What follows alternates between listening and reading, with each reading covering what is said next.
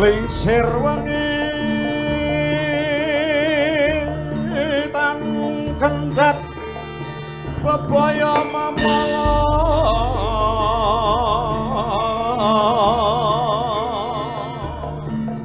tan kinaya ngapa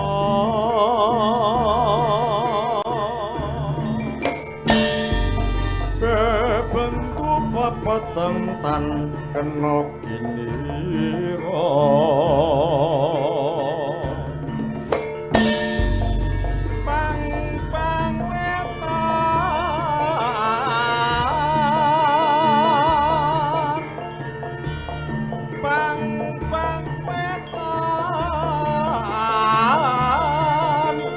bang wetan semburato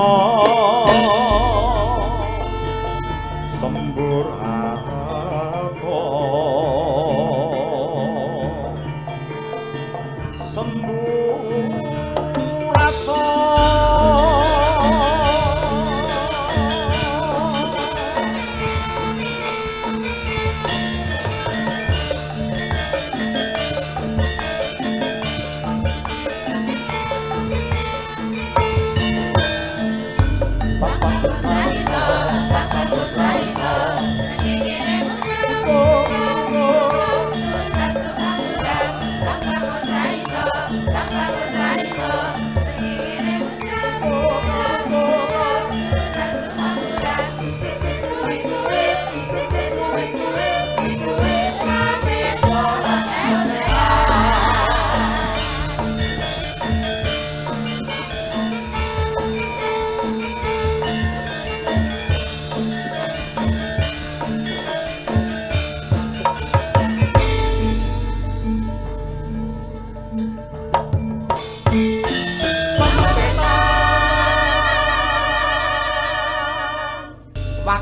Anda tinggal 30 menit silakan banyo. Ayo.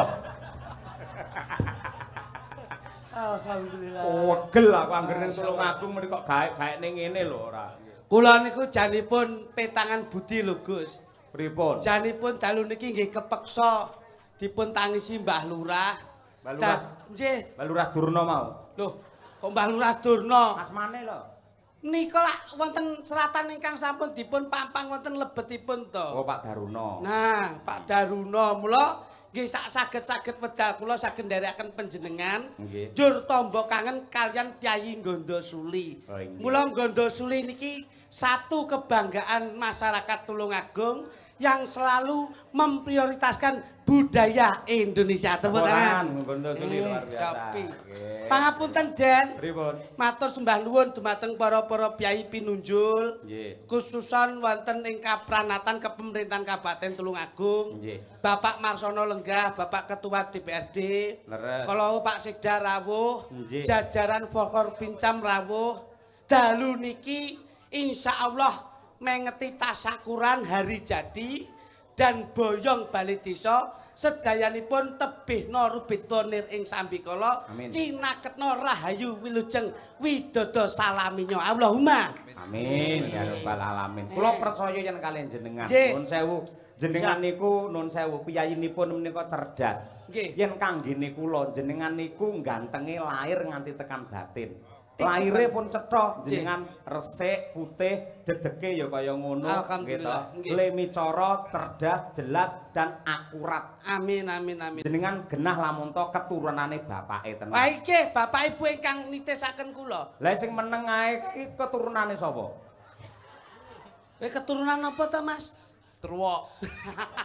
kok keturunan Turwa ki apa ta Ya Mas? padha turunane Oh Pak Ibu sami Rebak. to Gus Jenengan gisine mesti ya luar biasa. Lagi terjamin secara gizi itu terjamin. 4 sehat, 5 5 sempurna. ASI dari Nggih. ibu, Nggih, air bener. susu ibu. Lah aku sing paling sehat ya kuwi. Iki Lah kaite ora pinter ke apa ombene apa? Kula kleru kok. apa Mas? Senesasi kok. Lah apa? Asu. Loh. Asu ki apa ki? Asu ki air susu umum. Wow. Dadi kula- riyen cilikane dadi kula di biyen cilikane sing ngemiki kula kathah, Bos.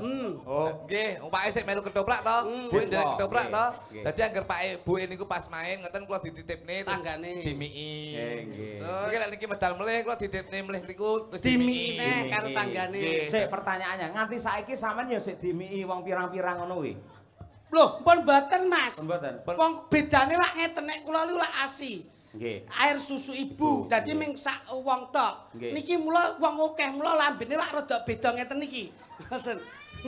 Jeder-jedere lak benten ngoten. Nggih, nuwun sewu. Mula dalu menika boyongan bali desa. Nggih. Mas Cahya Leres. ingkang waunipun wonten kulon sawah sakniki wonten etane sawah. Leres. Loh, Nggih. berarti ra pindah. Lho. Kok ora pindah piye to? Lah mau Biyen ki bali desa ning kulon sawah. saiki. Saiki etane sawah. Ya ora pindah berarti. Loh. Pindah kok ora pindah. Kok kulon ngetan rek pundah piye? Nah, Lha iki omonganmu lho.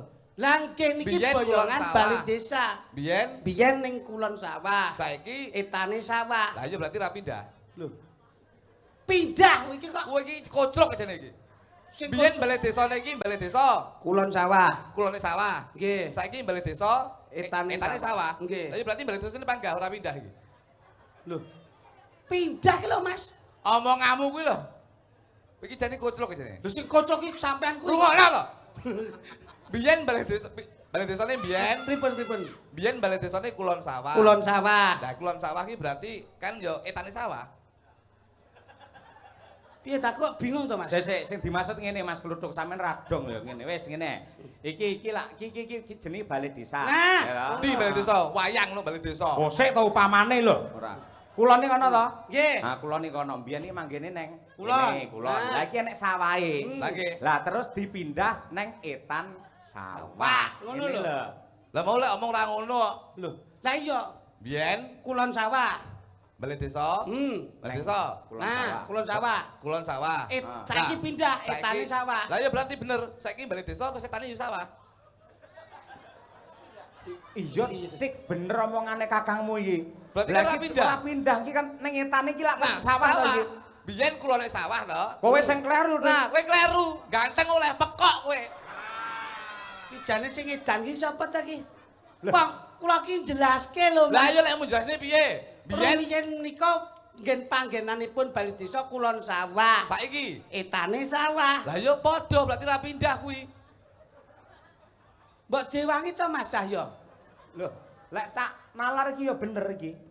Bener. Iki mau lho kaya iki mau lho. Iki lak balai desa. Balai desa. Ngono. Lah, iki lak sawahe. Sawahe. Ngono. Nah. Iki neng Mau kulon. kulon sawah. Lah saiki Saiki Balai sawangen, saiki sawangen. Nggih. Heeh. Saiki. Neng etane balai desa ki apa? Sawah. Lah iya. Iya ora? Lho lah iya. Piye to Mbah Lurah ki jan iki? Wis ngene marai bingung ngene. Yes. Sing apik ngene. Piye? Balai desa, Iki balai desa. kulone Sawah. sing apik sawe didol. Nggih apa? Nggo balai desa. Kowe iki asline sing mulek-mulekne ukara ya sampean kuwi lho. Kata-katamu ki aja mbok wene. Lah kepripun? Sing bener ki mbiyen kulon sawah, saiki etan sawah.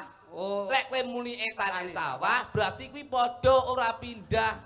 Wah ngono kuwi dibenerke wong adike ana salahe Nah, ana lupute. Kata-kata ki oleh. Kabeh ki saka ki kata-katamu bener ning kurang bener. Padha karo nun sewu. Apa? Ngarep omah karo omah ngarep. Nek ngarep omah, Ngarep omah kuwi jenenge latar. Ning lek omah Omah ngarep ngarep kuwi tangga. wah ya iso yan. Ya ora? Ya ya ya.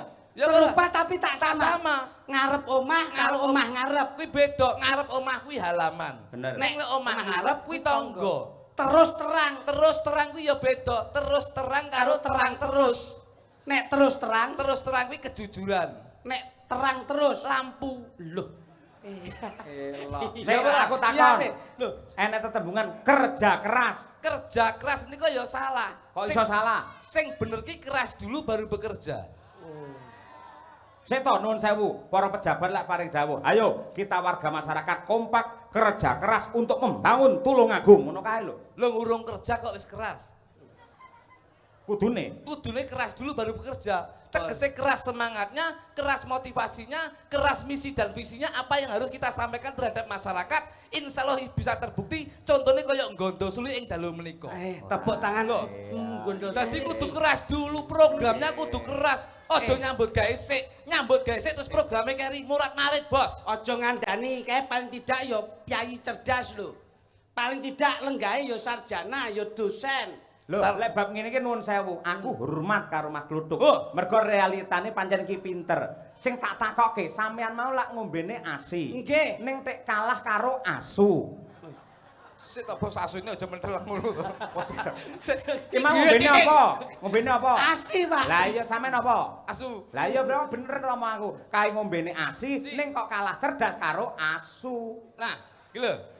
Asune sakmene iki lho. Rungokno iki. Ya ya ya. Ora masalah aku. Ngapa, Mas? Dadi penting, kecerdasan itu penting, Bos. Eh. Rungokno iki. Masjid tingkat karo tingkatan masjid. Masjid tingkat karo tingkatan masjid juga beda. Beda. Masjid Masjid tingkat kuwi bangunan. pondasinya. Pondasi utawa bangunane. Oke. Struktur bangunane. Nek tingkatan masjid, Ngibadahi. Masya Allah, bocah kok kaya ngene. Apa mbiyen ki guru ngaji apa? Ngaur ya, aku iki guru ngaji, Bos. Lho, tekan ngendi, Mas? Iqra siji aku iki lagi Iqra siji. Lah, Dek, siji aku mati. krungu jare mondok barang sampean. Mondok iki. Alhamdulillah. Mondok ning pondok Ramadan iku sak ulang lho. Kowe lagi sini-sini lho. Loh. Ini Mas Cahyo kesini itu Iya. paling tidak kembali ke rumah sendiri. Rumah makan. Loh. Ke rumah sendiri Iya. soalnya garwane yo asli Tulungagung. Wis to. Aku ki bengi iki. Nyapa? Balik to. Nggih no. Iki jane aku mau budal. Tanggung jawab tuh apapun resikonya. Ora Sampeyan kudu- profesional kuwi. Nah, ngono. Lek pancen wis saguh ya mangkat. Mangkat nggih mangkat, Mas. Tapi histori saya itu sebetulnya ada, Mas. Ngopo? Biyen. Kuwi, Sik, atiku wis ra penak keta iki. kuwi Kuwi nyapa? karo aku. Loh, Biyen, iki. Loh, Loh. kene iki no. Karo Kesi kuwi. Wong iki kelasmu paling ya mbok yem bakul sompil Bandung kuwi lho. Kok dadak Mbak Kesi iki ra yo keduren gayo lintang to kuwi. Kowe iki rasat, kira sewu. Lho, no. Karo aku suwi. Biyen ki Kowe ora mbuteke banyu sing wis bening lho. pacaranku ning Gunung Budek. Lho. karo iki. Kuwi biyen ning dhuwur tengok-tengok terus tak jokrok ning glundung iki. Ditampani sapa? Oleh Mas saya.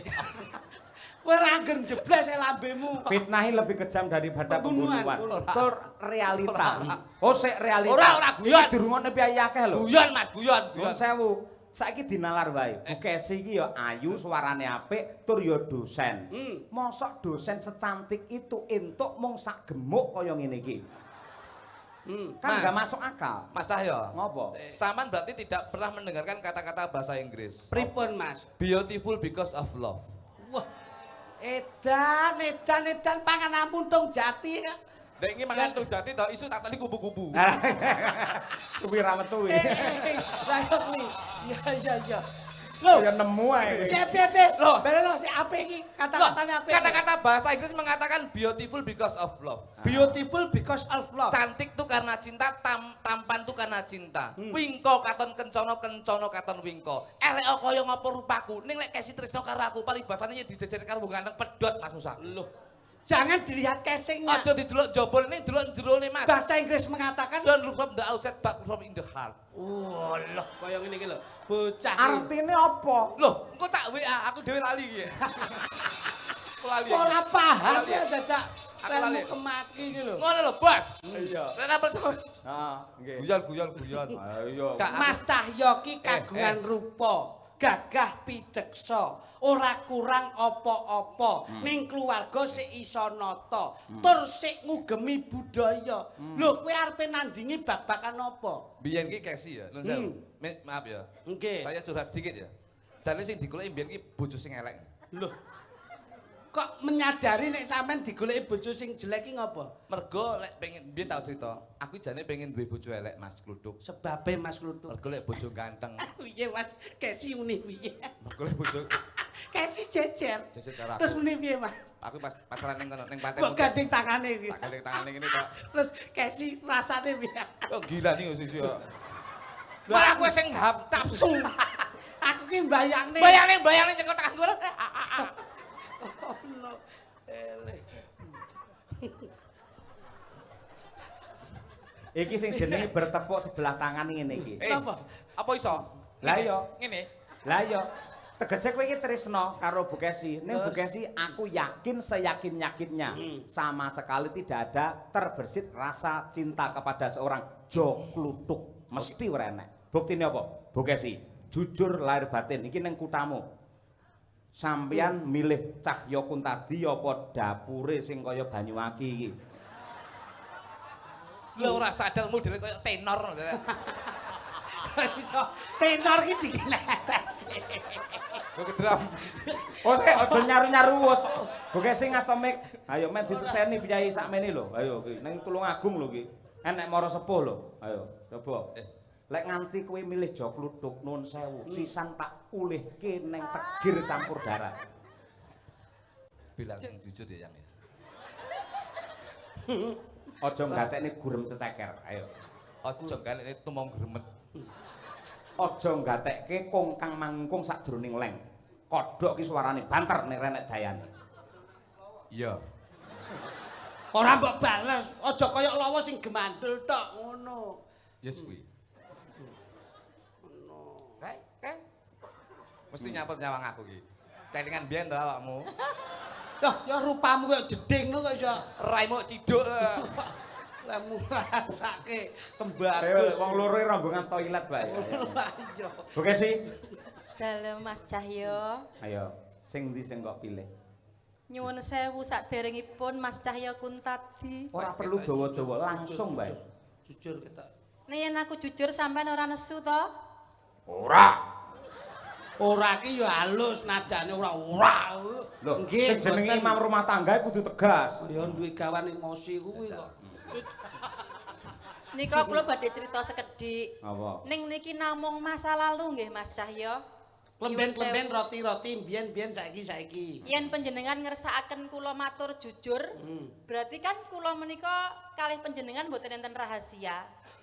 Kula akeni pancen nalika semanten, nalika kula tasik manggen wonten Kentrong, kenal kula wis suwe banget zaman SMP ya Mas Kluthuk ya. Terusno ceritane terusno. Aku tahu Modele kayak gayor. Terus, ayo. Ning sampean gak nesu tenan to, Pak? Ayo terus. Ayo. Kayak kernet terus. Biyen jujur wae seneng aku kan dolan ning pantai. Lah Mbah Wagiman bapakku kan nelayan tukang jaring iwak. Lah Mas Kluthuk kuwi cilikane mbiyen ya seneng mancing. Buktine saiki storine dheweke ning ngendi-ngendi anggere prai tanggapan mesti mancing ya to? Aku mesti ndelok historiku ta, Pak. Kunjing langit kelap-kelap katon. Urung Mas. Urung. Risang maweka. Matur suwun Mas Ayo, kemarin kula kondur. Prabu Dasamuka. Melek Omripatmu Narendra saka Pancawati Prabu Rama Wijaya titisih Bathara Wisnu. Ripalungguhan iki gandeng piwani bradat rekian Sinta. Aja takon bisa ketiban wujude Guwa Wijaya ing kene dalan patimu. Anoman. Anoman dasmu. Kok anoman matamu? Rama Wijaya. Rama Wijaya kok anoman piye kok iso? Aku lho kuwi anoman tok. Kok iso anoman iki ora Apa te ora iki? ora ngawur. Piye? Tapi jujur saestu to Mbak Kesi, rumiyin ngoten nggih. SMP aku sik seneng mancing. SMA. Jenengan Ini SMA, kula sama SMP. Sing tak goceng Fish Air biyen lho. Iya, motormu anyar. Lah kula kan nggih dijak Mbah Wagiman teng pantai teng laut. Lah Mas Kluthuk menika nggih mancing, kula ketemune teng pantai niku. Terus Mas Kluthuk nyedaki kula ngeten, kok enek bocah cilik rambutnya keriting, rupane ireng ning kok manis. Aja digandeng. Kriting karo ireng aja digandeng kriteng nanti ya. Karepe yo gupuh kok. Dadi iya. Kriteng iki. Bu Kesi, Keriting tur ireng. kowe omong ning sandinge Kluthuk kok grogi iki nyapa? Ya setelah itu masih ada detik apa jadi jantung jatuh cinta terhadapku. Pancen jujur mawon, cinta pertama kula jatuh kalih Mas Kluthuk, Mas Cahyo.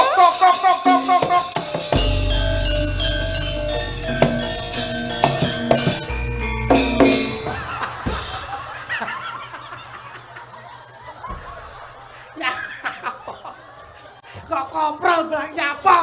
Bahagia. Lho asal balik. Duduk. Mas Jo Kluthuk. Eno.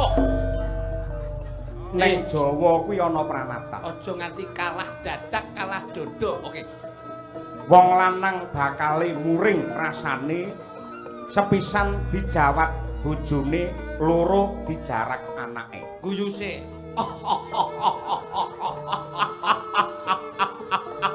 Mandek. Aja ngguyu. Leh mung ngguyu abakmu tekan kene. Aja meneh kok awakmu aku dhewe ora betah. Mula kang mangkono ana tetembungan sedumuk bathuk senyari bumi. Banjur karepmu Sukesi ndak ulungake kelawan kowe lamun kowe pinter nglangkai bangkene sapa? Pak Lurah kene. Nyapa kok dari Pak Lurah iso. Nglangkai bangkene Cahya Kuntas. Saurono. Yen Ya. para nyata. Ya. Ya piye? Kok iya gagah? Yo. Ya. Kono gagah kok bagus aja nganti. Yo. Ya. Kene. Yo. Ayo. Kowe ora kulak. Yo. Kowe ora kulak pawarta adol pangrungu. Ala tanpa rupa aku duwe kadigdayan linuwih. Saben esuk aku mesti ngombe susu. Apa sing kok ombe? Susu mbok pamerane amrang aku. Iki lho. Aku adae. Kok ada iki berarti kaleng kae kok iso. Kondang kaloka dadi dalang asring digiarake ana ing layar kaca saben bengi YouTube mesti nayangke aku. Kondangmu sepiro? Disiarne TV YouTube lekmu bangga. Iki lho. Jok Iki lho. Yo, jok luduk. Disiarke ngendi kowe? Masjid. Kok Berarti kowe ya lelayu kowe. Eling aku iki Banyolan iki eling aku. suaramu kaya bledek. Kaya bledek. Apa mbok kira aku gigrek? Ah, apa mbok kira aku wedi?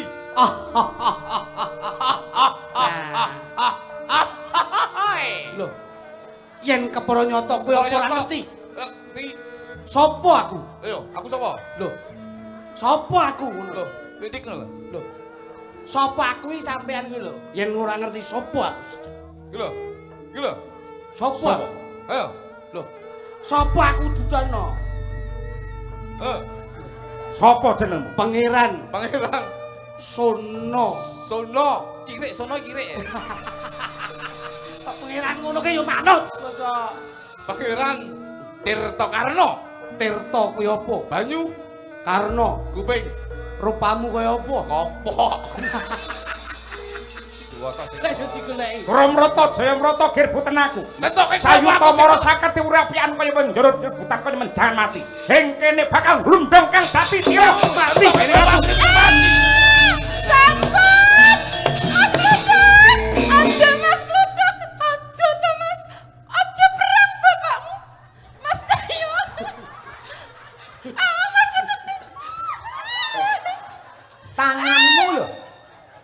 Tanganmu lho. Loh, lah lek pengen nyekel tangane ya rene ya.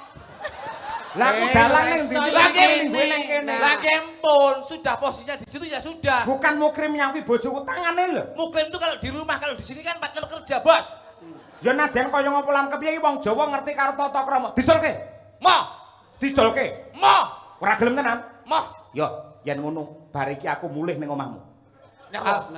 Bojomu arep tak cekel genti. Cekel. Lah nyapa? Lah ngopo?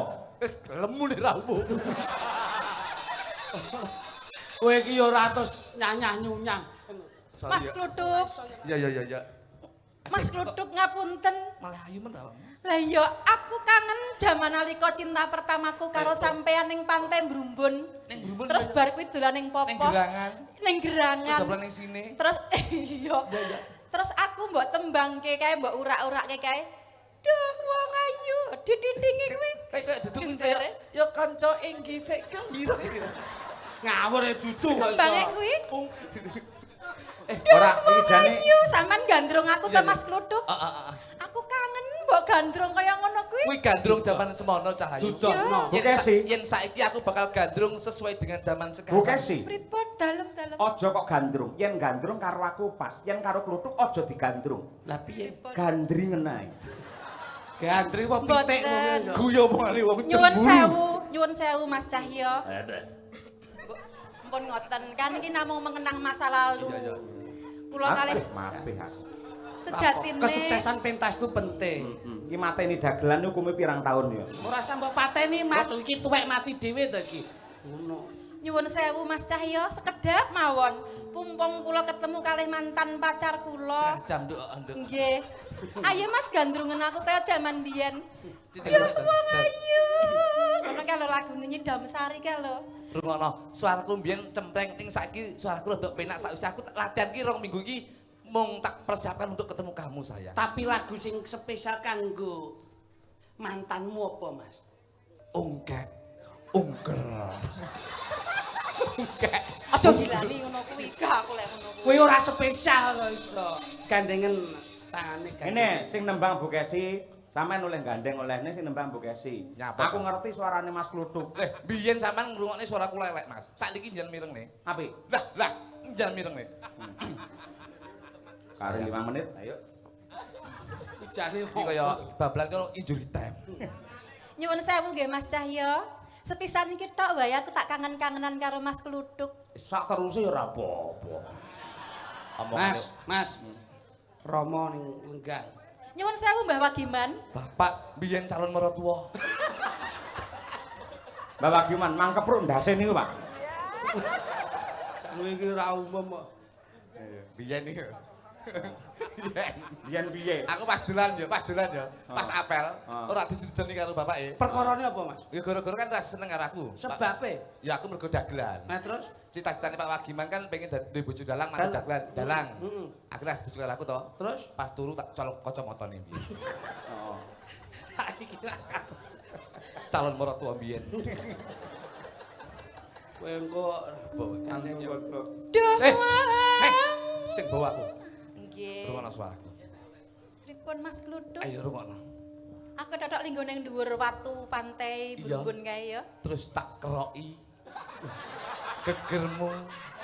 Ngangge beling. Lah kok metu nomor kowe? Iso-isone. Coba lagi. Anda belum beruntung. Nyapa melu-melu. Kok jare ora padu.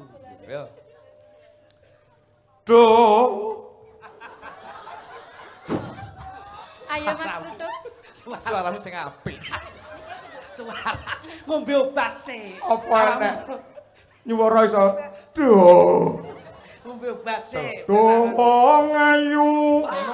Biasa, ngene suara dalat biasa. Duh wong ayu.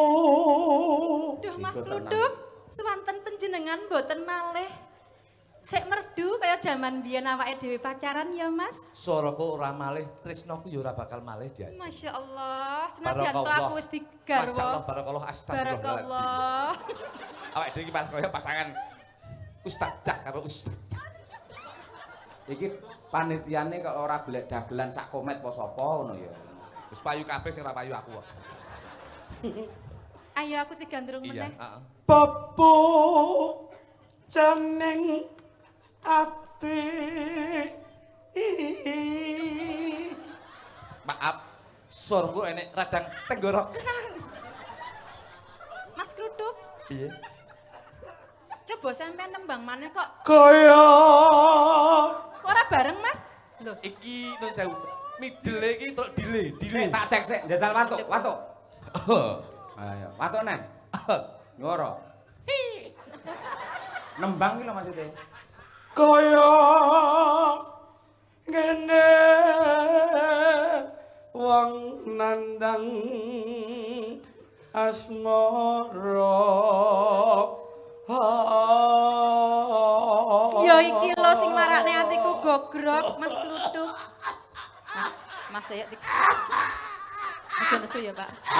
Mas Kudu. Lek arep mati aja diempet ayo. Ayo. Nah itu. No. Kok sampean iki ket mbiyen ajek lucu ngono lho Mas Kluduk. Aku ki seneng karo sampean ki ora perkara rupa sing elek sing untune mrongos kuwi ora masalah kuwi. Tapi mergo apa cah? Aku senengku karo sampean iki mergo kesengsem karo siji kelucuanmu. Iya. Keloro kejujuran hatimu, kesabaranmu, wong ora tau nesu, Iya. beda yen duwe bojo dalang ganteng. Ning omah cepak muringe Mas Kluduk. Sebabe. Umpama aku duwe bojo dalang tak biacok geger ya, Nduk. Umpama aku, yen sampean kan sabar, aku paham. Nggih, aku sabar, kuwi masa Tutup lalu. ya sayang ya. Ayo digandrung meneh. Duh dewa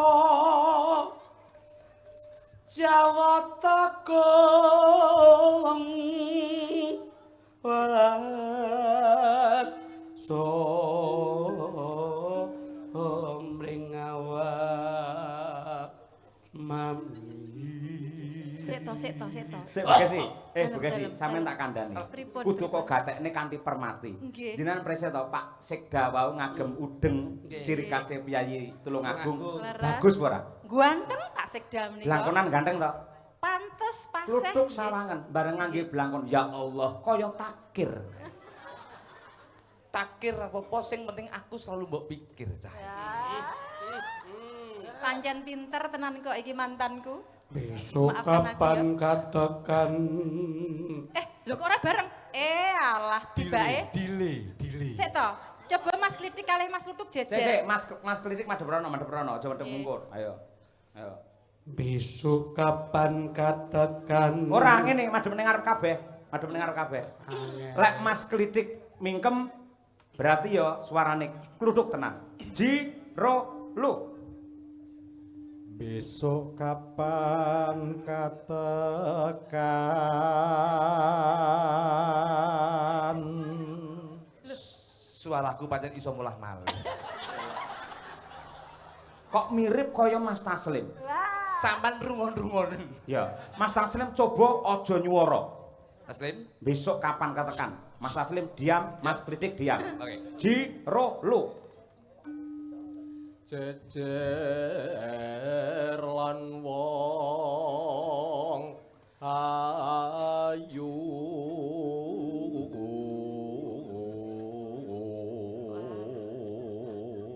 Kabeh meneng, saiki sampean tenan tak tes. Madhep rono ya. Ta upama nonaku udo Duh. Duh. Watu kok ndalang nyapa to jane. Teh ngerti lek sing nyora aku. Kok boloke watu ondalan. Ayo kewajiban. Golek anakne tak balang kambil lho iku ora. Ngono. Ayo Mas Gluduk. Jejer lan wong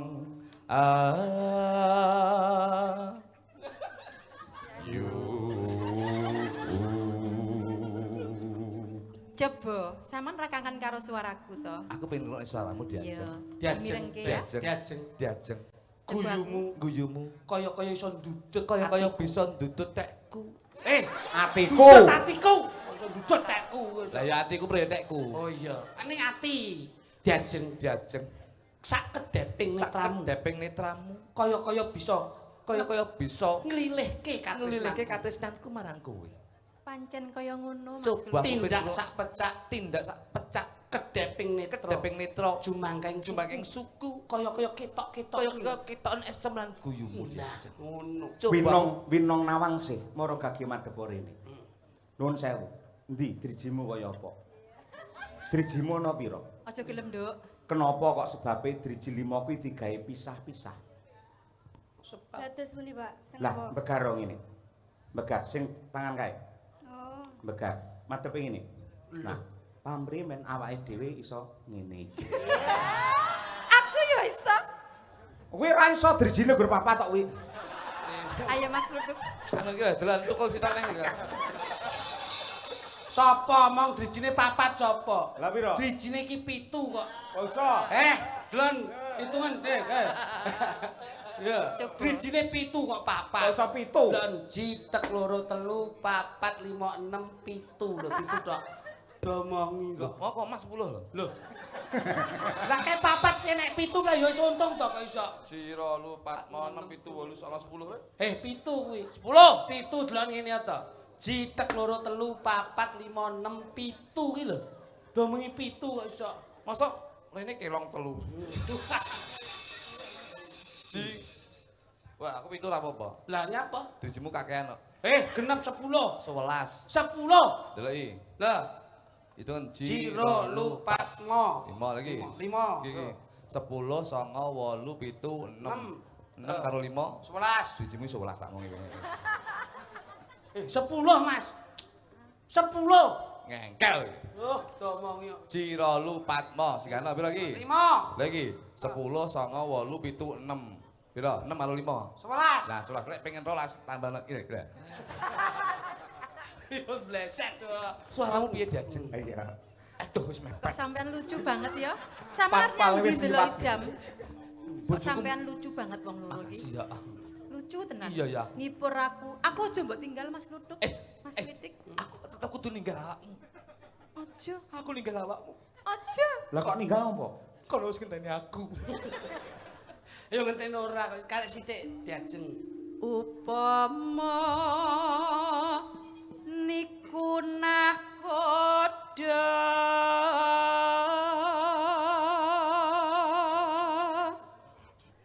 tanpa prau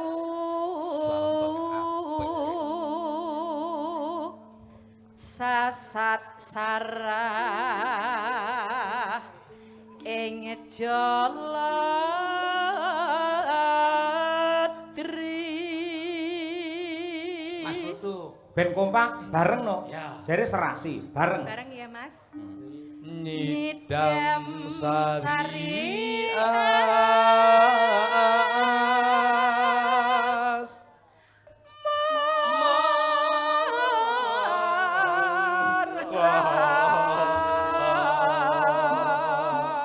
diajeng Lembang ya. Aku tak ngrungokne lewat streaming ya.